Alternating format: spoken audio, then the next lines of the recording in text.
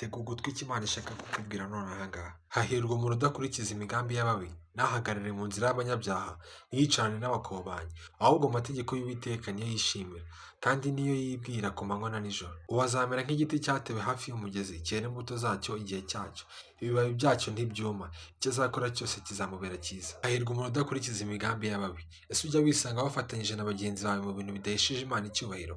Imana ntabwo ibikunda. Ese wari wisanga mu biganiro bidahesha Imana icyubahiro, nawe urimo kubirimo nyine baba baryohewe nabyo, murimo kuvuga mwabyishimiyemo? Imana nabyo ntabwo ibyishimira. Kugira inshuti zitizera Imana ntabwo ari ikibazo, ahubwo kwifatanya nabo mu bikorwa bidahesheje Imana icyubahiro nicyo kibazo. Mu gihe waba ufite inshuti zitizera Imana cyangwa se zitizera Yesu, mu gihe bagiye mu bikorwa bidahesheje Imana icyubahiro, jya witandukanya nabo cyangwa se ubagire inama y'uko badakwiriye kubikora. Nibanga bakabikora ubihorere. Ariko gukora inshuti zawe ukirengagiza yuko uri umukristo nawe ukifatanya nabo kugira ngo gusa nyine ugaragare ko uri kumwe n'inshuti zawe, ntabwo Imana ibyishimira. Kuko ukwiriye kumera nk'igiti cyatewe hafi y'umugezi, cyera imbuto zacyo mu gihe cyacyo.